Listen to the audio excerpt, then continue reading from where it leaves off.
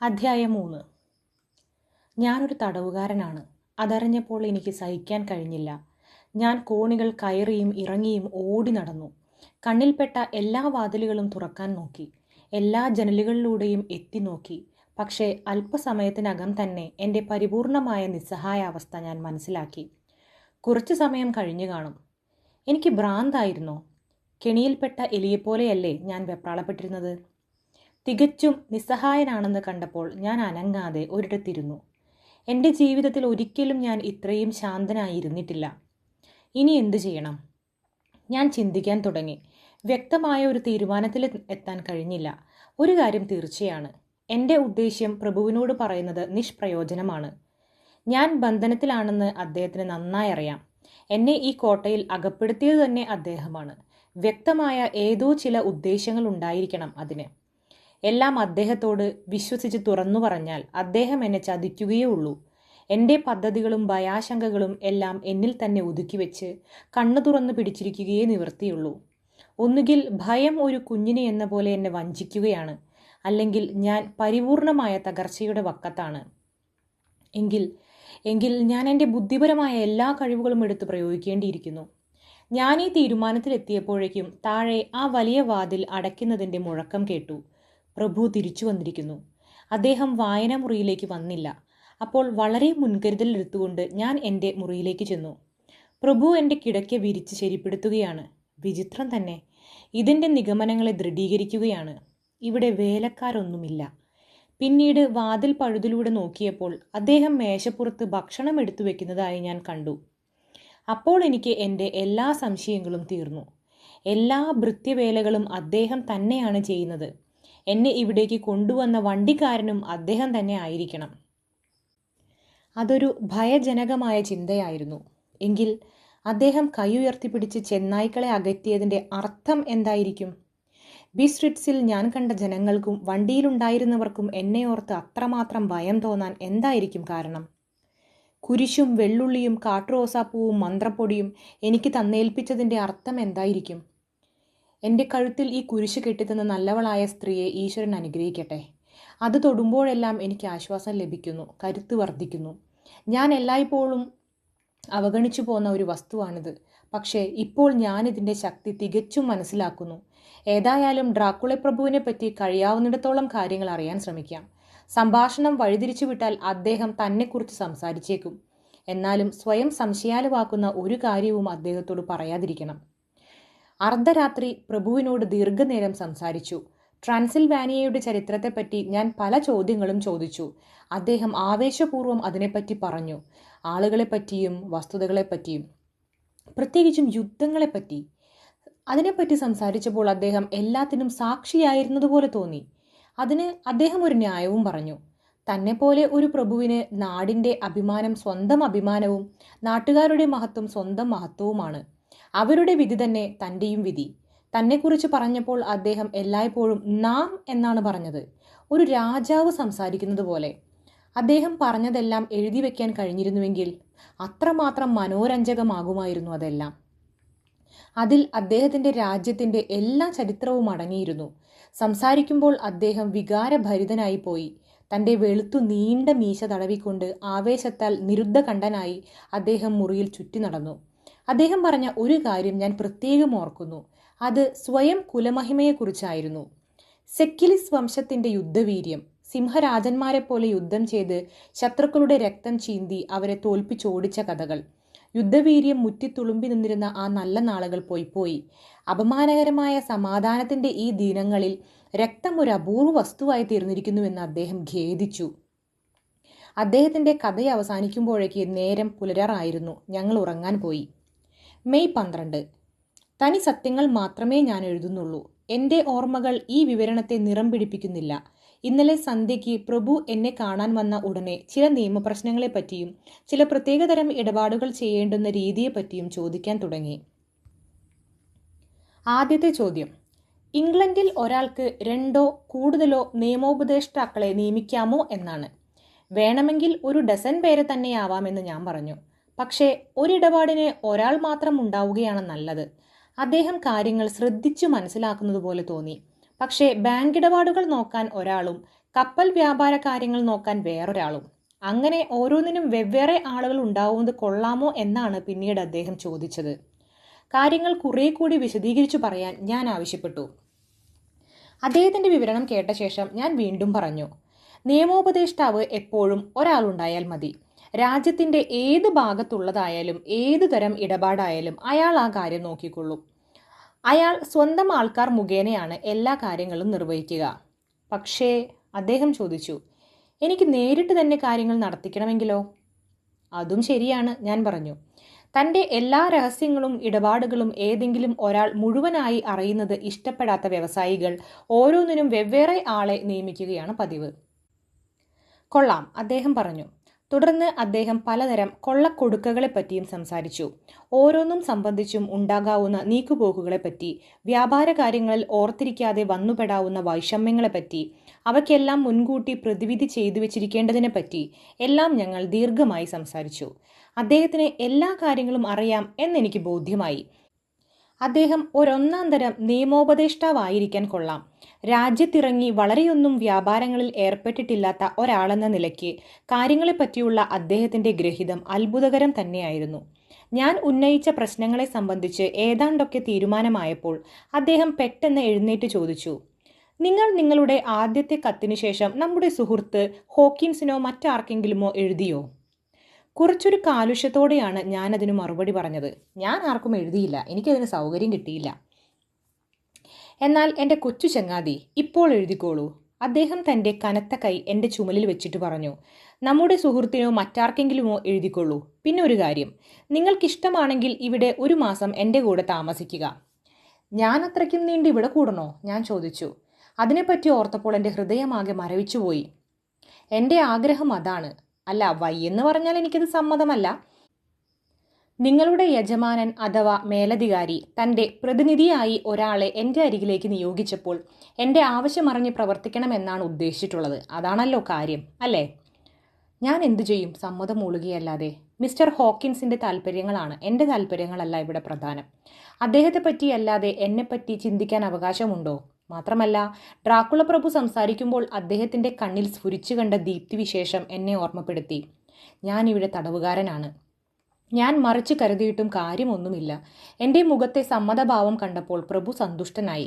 അദ്ദേഹത്തിന് ഒരു ജയം നേടിയ സന്തോഷമുണ്ടായിരുന്നു. എങ്കിലും അദ്ദേഹം തൻ്റെ പ്രത്യേകമായ അലംഘനീയമായ മധുരസ്വരത്തിൽ പറയാൻ തുടങ്ങി, എൻ്റെ നല്ല ചങ്ങാതി, ഒരഭ്യർത്ഥന. കത്തുകളിൽ ഇടപാടുകളെക്കുറിച്ചല്ലാതെ ഒന്നും എഴുതണ്ട. നിങ്ങൾ സുഖമായിരിക്കുന്നു എന്ന് കേൾക്കുമ്പോൾ നിങ്ങളുടെ സ്നേഹിതന്മാർക്ക് സന്തോഷമുണ്ടാകും. നിങ്ങൾ വേഗം മടങ്ങിയെത്തും എന്ന് കേൾക്കുമ്പോഴും അങ്ങനെ തന്നെ. എന്താ, അങ്ങനെയല്ലേ? സംസാരിക്കുന്നതിനിടയിൽ 3 കടലാസ് കഷ്ണങ്ങളും 3 കവറുകളും അദ്ദേഹം എനിക്ക് തന്നു. അവ ഏറ്റവും നേർമയായ വിദേശ തപാൽ കവറുകളായിരുന്നു. ഞാൻ അവയെടുത്തു നോക്കി. പിന്നീട് മൂർച്ചയേറിയ നായ്പ്പല്ലുകൾ ചുവന്ന അധരങ്ങൾക്ക് മേൽ പതിഞ്ഞു കിടക്കുന്നതും ശാന്തമായ ഒരു പുഞ്ചിരി കളിയാടുന്നതുമായ അദ്ദേഹത്തിന്റെ മുഖത്തേക്ക് നോക്കി. എനിക്ക് ബോധ്യമായി, ഞാൻ എന്തെഴുതിയാലും അദ്ദേഹം അതെല്ലാം വായിക്കുമെന്ന്. അതുകൊണ്ട് ഇപ്പോൾ ഔപചാരികമായ കുറിപ്പുകൾ മാത്രം എഴുതിയാൽ മതിയെന്ന് ഞാൻ തീരുമാനിച്ചു. മിസ്റ്റർ ഹോക്കിൻസിന് പിന്നീട് സ്വകാര്യമായിട്ട് എഴുതാം. മീനയ്ക്ക് ഷോർട്ട് ഹാൻഡിലും എഴുതാം. അത് പ്രഭു കണ്ടാലും അദ്ദേഹത്തിന് ഒന്നും മനസ്സിലാവുകയില്ല. എഴുത്ത് രണ്ടും എഴുതി കഴിഞ്ഞ ശേഷം ഞാനിരുന്ന് ഒരു പുസ്തകം വായിക്കാൻ തുടങ്ങി. പ്രഭു മേശപ്പുറത്തുള്ള ഏതോ ചില പുസ്തകങ്ങൾ പരിശോധിച്ച് ചില കുറിപ്പുകൾ തയ്യാറാക്കുന്നുണ്ടായിരുന്നു. അത് കഴിഞ്ഞപ്പോൾ എൻ്റെ 2 എഴുത്തുകളും എടുത്ത് തൻ്റെ എഴുത്തുകളോട് ചേർത്ത് വെച്ച് അദ്ദേഹം പുറത്തേക്ക് പോയി. ഒരു നിമിഷവും കളയാതെ ഞാൻ മേശപ്പുറത്ത് കിടന്നിരുന്ന അദ്ദേഹത്തിൻ്റെ എഴുത്തുകൾ എടുത്തു നോക്കി. അതിലെനിക്ക് ഒരഭംഗിയും തോന്നിയില്ല. കാരണം അപ്പോഴത്തെ ചുറ്റുപാടുകളിൽ എന്തു ചെയ്തും എങ്ങനെയും സ്വയം രക്ഷിക്കണമെന്ന ഒരു വ്യഗ്രത എനിക്കുണ്ടായിരുന്നു. കത്തുകളിലൊന്ന് വൈറ്റ് ബീയിലുള്ള സാമുവൽ ഓഫ് ബില്ലിംഗ്ടൺ ഉള്ളതാണ്. മറ്റൊന്ന് വാർണായിൽ ല്യൂട്ട്നർക്കും. മൂന്നാമത്തേത് ലണ്ടനിൽ കൗട്ട്സ് ആൻഡ് കമ്പനിക്ക്. ബുഡാപെസ്റ്റിലെ ബാങ്കുകാരനായ ഹെറൻ ക്ലൗസ്റ്റോക്ക് ആൻഡ് ബിൽറൂത്തിനുള്ളതായിരുന്നു 4ാമത്തെ എഴുത്ത്. 2ഉം 4ഉം എഴുത്തുകളിൽ മുദ്ര പതിച്ചിട്ടുണ്ടായിരുന്നില്ല. ഞാൻ അവ തുറന്നു വായിക്കുമായിരുന്നു. പക്ഷേ അപ്പോഴേക്കും വാതിലിൻ്റെ സാക്ഷി ഇളകി. കത്തുകൾ യഥാസ്ഥാനത്ത് വെച്ച് നിവർന്നിരിക്കാൻ എനിക്ക് സമയം കിട്ടി. അപ്പോഴേക്കും മറ്റൊരു എഴുത്തുമായി പ്രഭു മുറിയിലേക്ക് കടന്നു വന്നു. മേശപ്പുറത്ത് കിടന്ന എഴുത്തുകളെടുത്ത് അദ്ദേഹം അവയിൽ ശ്രദ്ധാപൂർവം മുദ്ര പതിച്ചു. എൻ്റെ നേരെ തിരിഞ്ഞിട്ട് അദ്ദേഹം പറഞ്ഞു, ക്ഷമിക്കണം, ഇന്ന് സന്ധ്യയ്ക്ക് എനിക്ക് സ്വകാര്യമായ ചില ജോലികളുണ്ട്. നിങ്ങൾക്കിവിടെ അസൗകര്യമൊന്നുമില്ലെന്ന് കരുതുന്നു. വാതിൽക്കലെത്തി ഒരു നിമിഷം നിന്നിട്ട് അദ്ദേഹം എൻ്റെ നേരെ തിരിഞ്ഞ് വീണ്ടും പറഞ്ഞു, ഒരു ചെറിയ ഉപദേശം, അഥവാ സാരമായ ഒരു മുന്നറിയിപ്പാണെന്ന് തന്നെ കരുതിക്കോളൂ. ഈ മുറിയിൽ നിന്നിറങ്ങിപ്പോയി കൊട്ടാരത്തിൽ മറ്റൊരിടത്തും കിടന്നുറങ്ങരുത്. ഇതൊരു പഴയ സ്ഥലമാണ്. ഇവിടെ പലതും നടന്നിട്ടുണ്ട്. സൂക്ഷിക്കാതെ വല്ലയിടത്തും കിടന്നാൽ ചീത്ത സ്വപ്നങ്ങൾ കണ്ടേക്കും. സൂക്ഷിച്ചോളൂ. ഉറക്കം വന്നാൽ എപ്പോഴായാലും ഇങ്ങോട്ട് ഓടിപ്പോരണം. ഇവിടെയെല്ലാം ഭദ്രമായിരിക്കും. അല്ല, നിങ്ങൾ സൂക്ഷിക്കാൻ ഭാവമില്ലെങ്കിൽ എന്നാൽ പിന്നെ. അദ്ദേഹം ഭയജനകമായ ഒരു ഭാവത്തോടെ സംസാരം നിർത്തി. കൈകൾ കൂട്ടിത്തിരുമ്മി. എനിക്കെല്ലാം മനസ്സിലായി. എന്നെ ഇവിടെ വലയം ചെയ്തിരിക്കുന്ന ഈ അത്യസാധാരണവും ഭീതിപ്രദവുമായ ചുറ്റുപാടുകളിൽ കവിഞ്ഞ് മറ്റെന്ത് ചീത്ത സ്വപ്നമാണ് ഇനി ഉണ്ടാവാനുള്ളത്? പിന്നീട് ഞാൻ അവസാനം എഴുതിയ വാക്കുകൾ ഒന്നുകൂടി ആവർത്തിക്കട്ടെ. ഇനി സംശയിക്കാൻ ഒന്നുമില്ല. അദ്ദേഹം ഇല്ലാത്തിടത്ത് എവിടെയായാലും കിടന്നുറങ്ങാൻ ഭയപ്പെടേണ്ടതില്ല. കുരിശ് ഞാൻ എൻ്റെ കിടക്കയുടെ തലയ്ക്കൽ വെച്ചിട്ടുണ്ട്. അങ്ങനെ ചെയ്താൽ ദുസ്വപ്നങ്ങൾ ഉണ്ടാവുകയില്ലെന്ന് എനിക്ക് തോന്നുന്നു. അതവിടെ തന്നെ ഇരിക്കട്ടെ. അദ്ദേഹം പുറത്തുപോയപ്പോൾ ഞാൻ എൻ്റെ മുറിയിലേക്ക് പോയി. യാതൊരു ശബ്ദവുമില്ലാതെ അല്പനേരം കഴിഞ്ഞു. ഞാൻ പുറത്തു വന്ന് കൽപ്പടവുകൾ കയറി മേലോട്ട് പോയി. ഇവിടെ നിന്നാൽ തെക്കുവശത്തെ അനന്തവിശാലത മുഴുവനും കാണാം. എനിക്ക് അവിടേക്ക് എത്താൻ കഴിയുകയില്ല. അവിടേക്ക് നോക്കിക്കൊണ്ട് നിൽക്കെ ഞാൻ ശരിക്കും തടങ്കലിൽ തന്നെയാണെന്ന് എനിക്ക് തോന്നി. കുറച്ച് ശുദ്ധമായി ശ്വസിക്കാൻ കൊതിയായി. ഈ ഇരുളിലെ വാസം എന്നെ വശം കെടുത്തുന്നു. അതെൻ്റെ സ്ഥിരാകൂടം തകർക്കുന്നു. എൻ്റെ സ്വന്തം നിഴൽ കാണുമ്പോൾ ഞാൻ ഞെട്ടിത്തെറിക്കുന്നു. എല്ലാത്തരം ഭീകര സങ്കല്പങ്ങളും എന്നിൽ കുമിഞ്ഞുകൂടുകയാണ്. ഈ ശപിക്കപ്പെട്ട സ്ഥലത്ത് ഞാൻ ഞെട്ടിവിറയ്ക്കുകയാണ്. എന്താണതിൻ്റെ ശരിയായ കാരണമെന്ന് ദൈവത്തിന് മാത്രമേ അറിയാവൂ. ഞാൻ ആ വിശാലതയിലേക്ക് തന്നെ നോക്കിക്കൊണ്ടു നിന്നു. അവിടെ മുഴുവൻ പരിമൃദുലമായ മഞ്ഞ് കലർന്ന നിലാവെളിച്ചത്തിൽ കുളിച്ചു കിടക്കുകയാണ്. നേരം പുലരുന്നതുവരെ ഞാൻ അങ്ങനെ നിന്നുപോയി. അകലെയുള്ള കുന്നുകൾ ഉരുകി ഒഴുകുന്ന പോലെ തോന്നി. ആ പരിശുദ്ധ സൗന്ദര്യം എന്നെ ആകർഷിച്ചു. എനിക്ക് ഉന്മേഷം തോന്നി. ഇപ്പോൾ എൻ്റെ ഓരോ ശ്വാസത്തിലും സുഖവും ശാന്തതയുമുണ്ട്. ഞാൻ ജനലിലൂടെ തലയിട്ട് കുനിഞ്ഞു നോക്കി. താഴത്തെ നിലയിൽ എന്തോ അനങ്ങുന്നു. അല്പം ഇടതുവശത്താണ്. ഞാൻ ഓർത്തു നോക്കി. ശരിയാണ്, നേരെയുള്ള ജനൽ പ്രഭുവിൻ്റെ മുറിയുടേത് തന്നെ. ഞാൻ കുറെ കൂടി ശ്രദ്ധിച്ചു നോക്കി. പ്രഭുവിൻ്റെ തല ജനലിലൂടെ പുറത്തേക്ക് വരുന്നതാണ് ഞാൻ കണ്ടത്. ആ മുഖം എനിക്ക് കാണാൻ കഴിഞ്ഞില്ല. പക്ഷേ ആ കഴുത്തും പുറവും കൈകളുടെ ചലനവും കണ്ടാൽ ആളെ തിരിച്ചറിയാം. എന്തു തന്നെയായാലും ആ കൈകളെ എനിക്ക് ഒരിക്കലും തെറ്റാൻ നിവൃത്തിയില്ല. പലതവണയും ഞാനവ കണ്ട് പരിചയിച്ചിട്ടുള്ളതാണ്. ആദ്യം എനിക്ക് തെല്ലു താല്പര്യവും തമാശയും തോന്നി. പെട്ടെന്ന് ഞാൻ ഭയചകിതനായി. ആ മനുഷ്യൻ മുഴുവനും ജനലിലൂടെ പുറത്തേക്ക് വന്നു. കോട്ടയുടെ ചുമരിന്മേലൂടെ പുറത്തേക്ക് ഇഴഞ്ഞിറങ്ങാൻ തുടങ്ങി. തല കുത്തനെ. ആ ഉടുവസ്ത്രം ചുറ്റും പരത്തിയിട്ടിരിക്കുന്നു, വലിയ ചിറകുകൾ പോലെ. ആദ്യം എനിക്കെൻ്റെ കണ്ണുകളെ വിശ്വസിക്കാൻ കഴിഞ്ഞില്ല. അത് നിലാവിൻ്റെ വിദ്യയാവും, ഏതെങ്കിലും നിഴലിൻ്റെ കളി. ആദ്യം ഞാൻ അങ്ങനെയാണ് കരുതിയത്. ഞാൻ നോക്കിക്കൊണ്ടേയിരുന്നു. ഇല്ല, എനിക്ക് തെറ്റിയിട്ടില്ല. അദ്ദേഹം കൈനഖങ്ങളും കാൽവിരലുകളും കൊണ്ട് കല്ലുകളുടെ കൂർപ്പുകൾ പിടിക്കുന്നത് ഞാൻ ശരിക്കും കണ്ടു. ചുമരിലുള്ള മുനമ്പുകളൊക്കെ പിടിച്ചുകൊണ്ട് അദ്ദേഹം അസാധാരണമായ വേഗത്തോടെ താഴോട്ടിറങ്ങുന്നു, ഒരു പല്ലി ചുമരിലൂടെ ഓടുന്നത് പോലെ. ഇതെന്തൊരു തരം മനുഷ്യനാണ്? അല്ലെങ്കിൽ മനുഷ്യാകൃതിയിലുള്ള എന്തൊരു തരം ജീവിയാണ്? ഈ ഭീകര പ്രദേശത്ത് ഭയം എന്നെ കീഴടക്കുകയാണ്. അയ്യോ, എനിക്ക് പേടിയാവുന്നു വല്ലാതെ. എനിക്ക് ഇവിടെ നിന്ന് രക്ഷപ്പെടാൻ വഴിയില്ല. അചിന്ത്യമായ ഭയാനകത എന്നെ ചൂഴ്ന്നു നിൽക്കുകയാണ്. മെയ് 15. പ്രഭു പല്ലിയെപ്പോലെ പുറത്തേക്ക് ഇറങ്ങിപ്പോകുന്നത് ഞാൻ ഒരിക്കൽ കൂടെ കണ്ടു. ഇടതുവശത്തേക്കിറങ്ങി നീങ്ങി വളരെ ദൂരം അദ്ദേഹം അങ്ങനെ താഴോട്ടിറങ്ങി. ഒരു 100 വാര കാണും. ഏതോ ഗുഹയിലൂടെയോ ജനലിലൂടെയോ അദ്ദേഹം മറഞ്ഞു. ഞാൻ പുറത്തേക്ക് കുറെ കൂടി കുനിഞ്ഞു നോക്കി. പക്ഷേ പ്രയോജനമില്ലായിരുന്നു. ശരിക്കും കാണാൻ കഴിയാത്തത്ര ദൂരമുണ്ട്. ഇപ്പോൾ അദ്ദേഹം കോട്ടയിൽ നിന്ന് വെളിയിൽ പോയിരിക്കുന്നുവെന്ന് എനിക്ക് മനസ്സിലായി. ഈ സന്ദർഭം ഉപയോഗിച്ച് കൂടുതൽ കാര്യങ്ങൾ മനസ്സിലാക്കാൻ ഞാൻ തീരുമാനിച്ചു. ഞാൻ മുറിയിലേക്ക് തിരിച്ചു ചെന്ന് ഒരു വിളക്കെടുത്തു പോയി എല്ലാ വാതിലുകളും തള്ളി നോക്കി. പ്രതീക്ഷിച്ചതുപോലെ തന്നെ എല്ലാം പൂട്ടിയിട്ടിരിക്കുന്നു.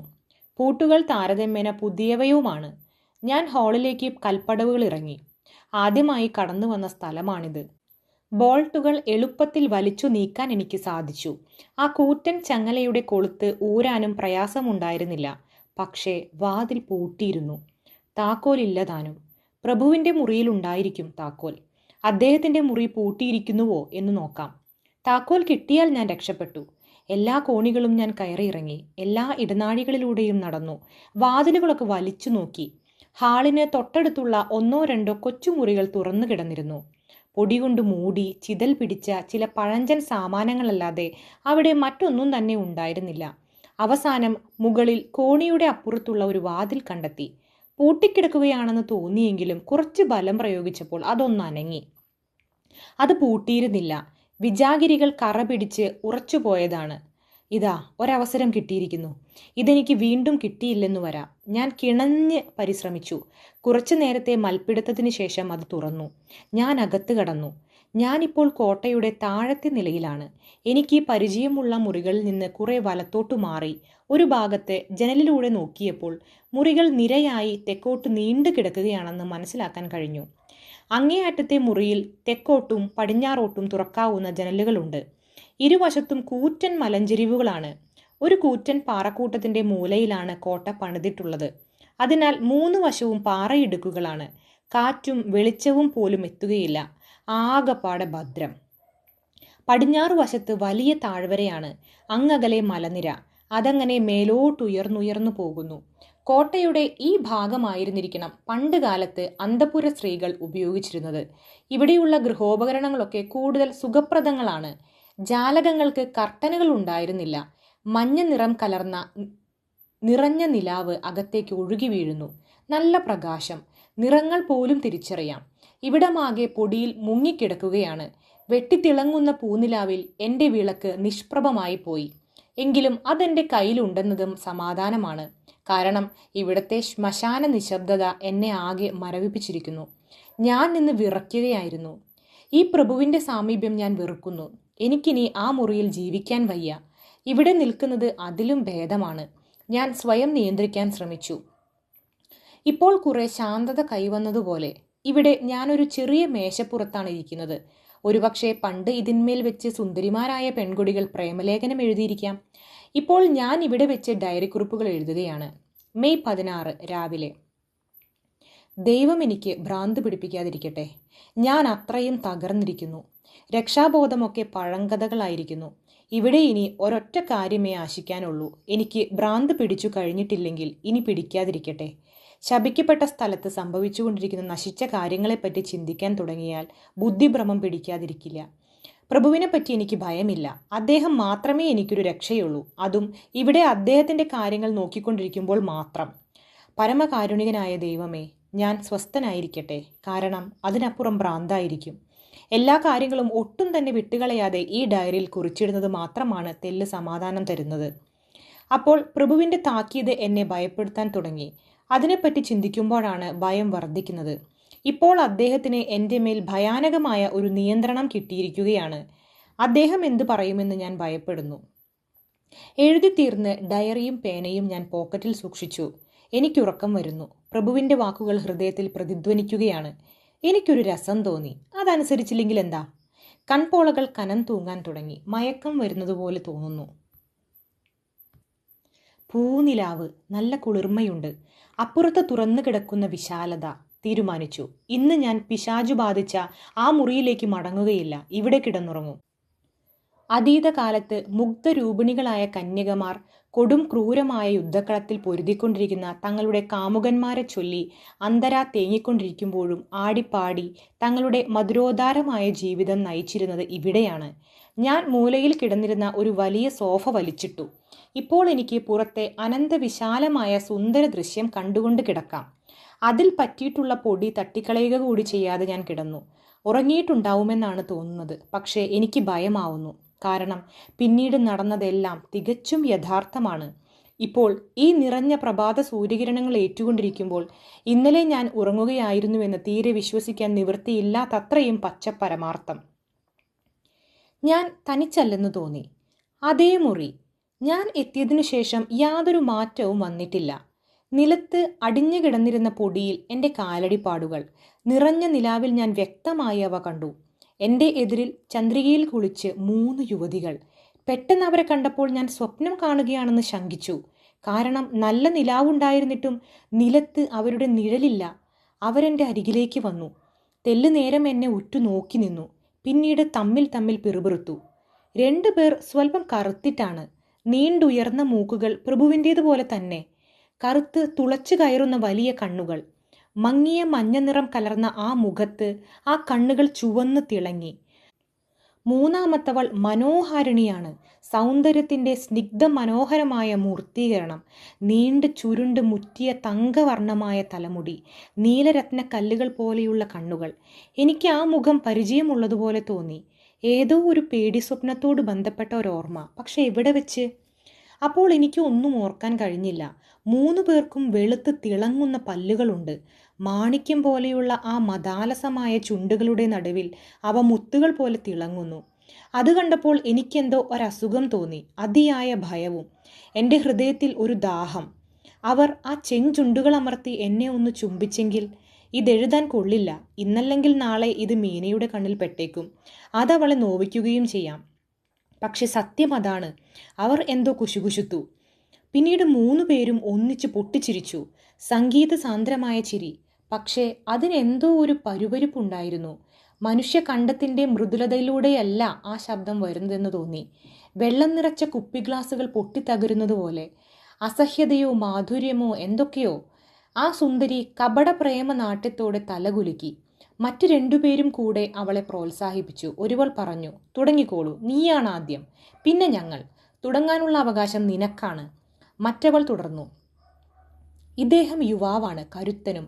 നമുക്ക് ഓരോരുത്തർക്കും മതിയാവോളം ചുംബിക്കാം. ഞാൻ അനങ്ങാതെ കിടന്നു. കൺപീലികൾക്കിടയിലൂടെ ഒളിഞ്ഞു നോക്കി. പ്രമോദകാരിയായ ഒരു പ്രതീക്ഷയുടെ മധുരോഷ്മളമായ വേദന എന്നിൽ ഉണർന്നു. ആ സുന്ദരി മുന്നോട്ടു നീങ്ങി. എൻ്റെ മേലെ കുനിഞ്ഞു. അവളുടെ ശ്വാസോച്ഛ്വാസം എന്നെ സ്പർശിക്കുന്നുണ്ടായിരുന്നു. ഒരു തരത്തിൽ പറഞ്ഞാൽ അത് മധുരമാണ്, തേൻ പോലെ കടും മധുരം.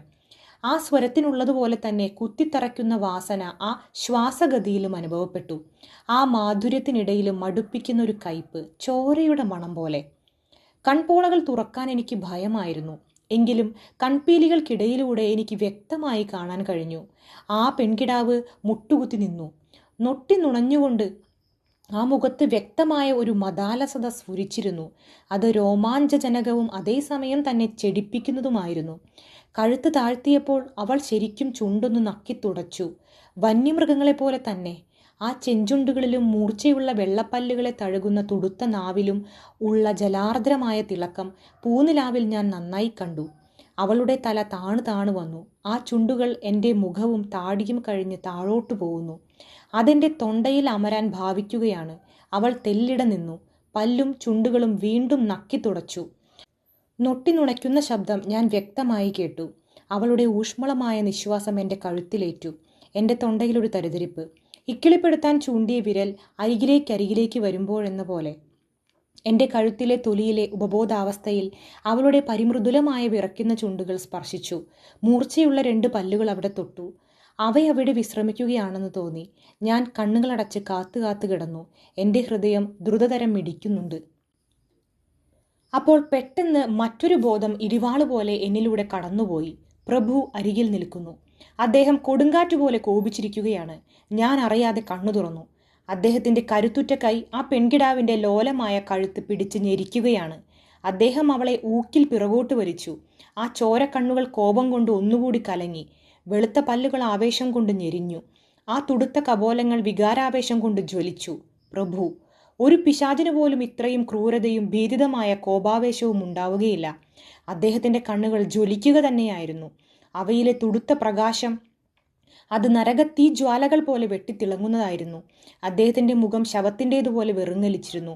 അവിടത്തെ വരകൾ വലിച്ചു മുറുക്കിയ കമ്പികൾ പോലിരുന്നു. മൂക്കിനുമേലെ അറ്റം മുട്ടി നിന്നിരുന്ന ആ കറുത്തിരുണ്ട പുരികങ്ങൾ വില്ലുപോലെ വളഞ്ഞിരിക്കുന്നു. അദ്ദേഹം അവളെ ഒരൊറ്റ തള്ളിന് ദൂരെ തെറിപ്പിച്ചു. എന്നിട്ട് മറ്റുള്ളവരുടെ നേരെ കൈവീശി. അവരെ പ്രഹരിക്കുകയാണെന്ന് തോന്നി. അന്ന് ആ ചെന്നായ്ക്കളുടെ നേരെയും ഇങ്ങനെ തന്നെയാണ് കാണിച്ചത്. നിമന്ത്രിക്കുന്നത്ര മെല്ലെയായിരുന്നെങ്കിലും തുളച്ചു കയറി ആ മുറിയിൽ പ്രതിധ്വനിക്കുന്ന സ്വരത്തിൽ അദ്ദേഹം പറഞ്ഞു, അയാളെ തൊടാൻ നിങ്ങൾക്കെങ്ങനെ ധൈര്യം വന്നു? ഞാൻ നിഷേധിച്ചിരിക്കെ അയാളുടെ നേരെ നോക്കാൻ നിങ്ങൾക്കെങ്ങനെ ധൈര്യമുണ്ടായി? കടന്നുപോ. എല്ലാവരോടുമാണ് ഞാൻ പറയുന്നത്. അയാൾ എൻ്റേതാണ്. അയാളോട് ഇടപെടുന്നത് സൂക്ഷിച്ചു മതി. അല്ലെങ്കിൽ ആ കാര്യത്തിന് ഞാനുമായി കണക്ക് പറയേണ്ടി വരും. ആ സുന്ദരിയായ പെൺകിടാവ് ഒരു ശൃംഗാര ചിരിയോടെ അദ്ദേഹത്തോട് പറഞ്ഞു, നിങ്ങൾ ഒരിക്കലും സ്നേഹിച്ചിട്ടില്ല, ഒരിക്കലും സ്നേഹിക്കുകയുമില്ല. ഇത് പറഞ്ഞ് കൂട്ടുകാരിയും ചേർന്ന് ദീർഘമായ പൊള്ളച്ചിരിയിൽ മുഴുകി. വളരെ കർക്കശമായ ഒരുതരം ചിരിയായിരുന്നു അത്. അതു കേട്ടപ്പോൾ എനിക്ക് ബോധം കെടുന്നത് പോലെ തോന്നി. പിശാചുക്കളുടെ സന്തോഷപ്രകടനം എങ്ങനെയായിരിക്കും? അനന്തരം പ്രഭു എൻ്റെ നേരെ സാഗൂതം നോക്കിയിട്ട് പിറുപിറുക്കുന്നത് പോലെ പറഞ്ഞു, ഉവ്, എനിക്കും സ്നേഹിക്കാൻ അറിയാം. നിങ്ങൾക്കും അത് അനുഭവമുള്ളതാണ്, അങ്ങനെയല്ലേ? ആട്ടെ, ഞാൻ വാക്കു തരുന്നു. എൻ്റെ ആവശ്യം നിറവേറിക്കഴിഞ്ഞാൽ പിന്നെ നിങ്ങൾക്ക് അയാളെ ചുംബിക്കാം. ഇപ്പോൾ പോയിക്കോളൂ, എനിക്ക് അയാളെ ഉണർത്തേണ്ടിയിരിക്കുന്നു. പല ജോലികളും ചെയ്യാനുണ്ട്. അപ്പോൾ ഇന്ന് ഞങ്ങൾക്കൊന്നുമില്ലെന്നാണോ? അവരിൽ ഒരുവൾ ഒരു പതിഞ്ഞ ചിരിയോടെ അദ്ദേഹം കൊണ്ടുവന്ന് നിലത്തിട്ടിരുന്ന സഞ്ചിയിലേക്ക് ചൂണ്ടിക്കൊണ്ട് ചോദിച്ചു. എന്തോ ജീവജന്തു ഉള്ളിൽപ്പെട്ട പോലെ ആ സഞ്ചി ഇളകുന്നുണ്ടായിരുന്നു. മറുപടിയായി അയാൾ തലകുലുക്കുക മാത്രം ചെയ്തു. സ്ത്രീകളിൽ ഒരുവൾ ചാടിച്ചെന്ന് സഞ്ചി തുറന്നു. എൻ്റെ ചെവികളെ എനിക്ക് വിശ്വസിക്കാമെങ്കിൽ പകുതി മരിച്ച ഒരു കുഞ്ഞിൻ്റെ ശ്വാസം മുട്ടലും നിലവിളിയുമാണ്. സ്ത്രീകൾ അതിനു ചുറ്റും കൂടി. ഭയം കൊണ്ട് ഞാൻ വെറുങ്ങലിച്ചുപോയി. പക്ഷേ ഞാൻ നോക്കിയിരിക്കെ അവർ സഞ്ചിയും കൊണ്ട് അപ്രത്യക്ഷരായി. അവർ നിന്നിരുന്ന ഭാഗത്ത് വാതിലില്ല. ഞാൻ കാണാതെ അവർക്ക് പുറത്തു പോകാൻ കഴിയുമായിരുന്നില്ല. അവർ നിലാവിൽ അലിഞ്ഞു ചേർന്ന് വാതിലിലൂടെ കടന്നുപോയ പോലെ തോന്നി. തീരെ അലിഞ്ഞു പോകുന്നതിന് മുൻപ് അവരുടെ നിഴൽ പോലുള്ള രൂപം ഞാൻ ജാലകത്തിന് പുറത്തു കണ്ടു. ഭയം എന്നെ ആകെ കീഴടക്കി. എനിക്ക് തീരെ ബോധം കെട്ടുപോയി. ഞാൻ ഉണർന്നത് എൻ്റെ കിടക്കയിലാണ്. മുമ്പ് വിവരിച്ചതെല്ലാം ഒരു സ്വപ്നമല്ലെങ്കിൽ പ്രഭു തന്നെ എന്നെ ഇവിടെ എടുത്തുകൊണ്ടുവന്ന് കിടത്തിയിരിക്കണം. എന്താണ് ഉണ്ടായതെന്ന് ആലോചിച്ച് തിട്ടപ്പെടുത്താൻ ഞാൻ ശ്രമിച്ചു. പക്ഷേ സംശയരഹിതമായ തീരുമാനത്തിലെത്താൻ എനിക്ക് കഴിഞ്ഞില്ല. പ്രഭു എടുത്തുകൊണ്ട് വന്നതാണെന്നുള്ളതിനും ചില തെളിവുകളുണ്ട്. ഞാൻ ഒരിക്കലും പതിവില്ലാത്ത രീതിയിൽ എൻ്റെ ഉടുപ്പുകൾ ചുരുട്ടി കൂട്ടി വെച്ചിരിക്കുന്നു. എൻ്റെ വാച്ചിന് താക്കോൽ കൊടുത്തിട്ടില്ല. ഉറങ്ങാൻ പോകുമ്പോൾ കണിശമായും ഞാനത് ചെയ്യാറുള്ളതാണ്. അങ്ങനെ പല സംഗതികളുമുണ്ട്. പക്ഷേ അവയെല്ലാം തെളിവുകളായി എടുത്തുകൂടാ. കാരണം അതൊക്കെ എൻ്റെ മനസ്സ് ശരിയായ നിലയിലല്ല പ്രവർത്തിച്ചിരുന്നത് എന്നതിനുള്ള തെളിവുകളുമാകാം. ഒരു കാര്യം ഓർക്കുമ്പോൾ എനിക്ക് ആഹ്ലാദം തോന്നുന്നുണ്ട്. പ്രഭുവാണ് എന്നെ എടുത്തുകൊണ്ട് വരികയും എന്നെ വസ്ത്രം മാറ്റി ധരിപ്പിക്കുകയും ചെയ്തതെങ്കിൽ അദ്ദേഹം വളരെ ബദ്ധപ്പെട്ടായിരിക്കണം അതും ചെയ്തിരിക്കുക. എൻ്റെ പോക്കറ്റിൽ അദ്ദേഹത്തിൻ്റെ ശ്രദ്ധ പതിഞ്ഞിട്ടില്ല. ഈ ഡയറി കണ്ടെത്തിയിരുന്നെങ്കിൽ അദ്ദേഹം അന്തം വിട്ടു പോകുമായിരുന്നു. അദ്ദേഹം ഇതെടുത്ത് നശിപ്പിക്കാതിരിക്കുകയില്ല. ഈ മുറിയിൽ ആകെ ഭയം മുറ്റി നിൽക്കുന്നുണ്ടെങ്കിലും ഇതൊരു അഭയസ്ഥാനമായി തോന്നുന്നു. കാരണം ആ ഭയങ്കരികളായ സ്ത്രീകളെക്കാൾ എൻ്റെ ചോര ഊറ്റിക്കുടിക്കാൻ മുതിർന്ന, ഇപ്പോഴും നൊട്ടി നുണച്ച് അതിന് കാത്തിരിക്കുന്ന ആ സ്ത്രീകളെക്കാൾ ഭയജനകമായിട്ട് മറ്റൊന്നും തന്നെയില്ല. മെയ് 18. ആ മുറിയിലേക്ക് നോക്കാൻ ഇന്നും ഞാൻ പുറത്തിറങ്ങി. എനിക്ക് സത്യം കണ്ടുപിടിച്ചേ തീരൂ. കോണിപ്പടിയുടെ മുകളിലുള്ള വാതിൽക്കലെത്തിയപ്പോൾ അതടച്ചിരിക്കുന്നു. വലിച്ചുന്തി അടച്ചതുകൊണ്ട് അതിൻ്റെ മരച്ചട്ട പൊട്ടിപ്പൊളിഞ്ഞിട്ടുണ്ട്. വാതിൽ സാക്ഷിയിട്ട് പൂട്ടിയിട്ടില്ല. പക്ഷേ ഉള്ളിൽ നിന്ന് കൊളുത്തിട്ടിട്ടുണ്ട്. ഇന്നലത്തെ കാര്യങ്ങളൊന്നും സ്വപ്നമല്ലെന്നാണ് തോന്നുന്നത്. അങ്ങനെ തന്നെ കരുതി പ്രവർത്തിക്കേണ്ടിയിരിക്കുന്നു. മെയ് 19. ഞാനിപ്പോൾ അപകടഘട്ടത്തിലാണ്, തീർച്ച. പ്രഭു ഇന്നലെ എന്നോട് 3 എഴുത്തുകൾ എഴുതാൻ പറഞ്ഞു. ഒന്ന്, എൻ്റെ ജോലി മിക്കവാറും തീർന്നു എന്നും ഞാൻ അടുത്ത ദിവസം തന്നെ പുറപ്പെടുന്നു എന്നും കാണിച്ചുകൊണ്ട്. രണ്ടാമത്തേത്, ഞാൻ അടുത്ത ദിവസം കാലത്ത് തന്നെ പുറപ്പെടുകയായി എന്ന് കാണിച്ചുകൊണ്ട്. മൂന്നാമത്തേത്, ഞാൻ കോട്ടയിൽ നിന്ന് പുറപ്പെട്ട് ബിഡ്സ്ട്രിറ്റ്സിലെത്തി എന്നാണ് എഴുതേണ്ടിയിരുന്നത്. ഞാൻ പ്രഭുവിനോട് ഇക്കാര്യത്തിൽ ശണ്ട കൂടുമായിരുന്നു. പക്ഷേ ആലോചിച്ചപ്പോൾ ഞാൻ പൂർണ്ണമായും അദ്ദേഹത്തിൻ്റെ വരുതിക്ക് കീഴ്പ്പെട്ടിരിക്കെ തുറന്ന് ശണ്ട കൂടുന്നത് അപകടമാണെന്ന് എനിക്ക് തോന്നി. കത്തെഴുതാൻ വിസമ്മതിച്ചാൽ അദ്ദേഹത്തിന് സംശയം തോന്നാം. അദ്ദേഹം കോപിച്ച് വശാവുകയും ചെയ്യും. എനിക്ക് വളരെയധികം കാര്യങ്ങൾ അറിയാമെന്ന് അദ്ദേഹം മനസ്സിലാക്കിയിരിക്കുന്നു. എന്നെ ജീവനോട് വിടുന്നത് തനിക്കൊരു ആപത്തായി തീരുമെന്ന് അദ്ദേഹം വിചാരിക്കുന്നുണ്ടാവും. എനിക്ക് എന്തെങ്കിലും പ്രവർത്തിക്കാൻ വേണ്ട ഇട കിട്ടുകയാണ് ആവശ്യം. രക്ഷപ്പെടാനൊരു സന്ദർഭം എങ്ങനെയെങ്കിലും കിട്ടിയെങ്കിലോ? ഞാൻ അദ്ദേഹത്തിൻ്റെ കണ്ണുകളിൽ ഏതാണ്ടൊരു കോപാരുണിമയുടെ നിഴലാട്ടം കണ്ടു. ആ സ്ത്രീകളെ ആട്ടി ഓടിച്ചപ്പോൾ അദ്ദേഹത്തിൻ്റെ കണ്ണിൽ കണ്ട അതേ ഭാവം തന്നെ. ഇവിടങ്ങളിൽ തപാൽ ചുരുങ്ങിയ തോതിൽ മാത്രം, അതും അനിശ്ചിതമായിട്ടാണ് പ്രവർത്തിക്കുന്നതെന്ന് അദ്ദേഹം വിശദീകരിച്ചു തരികയുണ്ടായി. എൻ്റെ എഴുത്ത് ചങ്ങാതിമാർക്ക് സമാധാനമുണ്ടാക്കുമെന്നും അദ്ദേഹം പറഞ്ഞു. എൻ്റെ യാത്ര കൂടുതൽ ദിവസങ്ങൾ വൈകിയിട്ടാണെങ്കിൽ അതുവരേക്കും എൻ്റെ ഒടുവിലത്തെ 2 എഴുത്തുകളെ ബിഡ്സ്ട്രിറ്റ്സിൽ തടഞ്ഞു വെക്കാൻ ഏർപ്പാട് ചെയ്യാമെന്നും അദ്ദേഹം ഏറ്റു. ഇതിനെല്ലാം ശേഷവും മറുത്തു പറയുന്നതുകൊണ്ട് അദ്ദേഹത്തിൻ്റെ സംശയം വർദ്ധിക്കുകയേ ഉള്ളുവല്ലോ. ഞാൻ അദ്ദേഹത്തിൻ്റെ അഭിപ്രായങ്ങളോട് യോജിക്കുന്നതായി ഭാവിച്ചു. എഴുത്തിൽ വയ്ക്കേണ്ട തീയതി ഏതാണെന്ന് ഞാൻ ഒരിക്കൽ കൂടി ചോദിച്ചു. 1 മിനിറ്റ് കണക്ക് കൂട്ടിയിട്ട് അദ്ദേഹം പറഞ്ഞു, ആദ്യത്തെ എഴുത്ത് ജൂൺ 12-നും, രണ്ടാമത്തേത് ജൂൺ 19-നും, മൂന്നാമത്തേത് ജൂൺ 29-ാം തീയതിയും. എൻ്റെ ആയുർദൈർഘ്യത്തെപ്പറ്റി എനിക്കിപ്പോൾ നിശ്ചയമായി. ഈശ്വരൻ എന്നെ രക്ഷിക്കട്ടെ.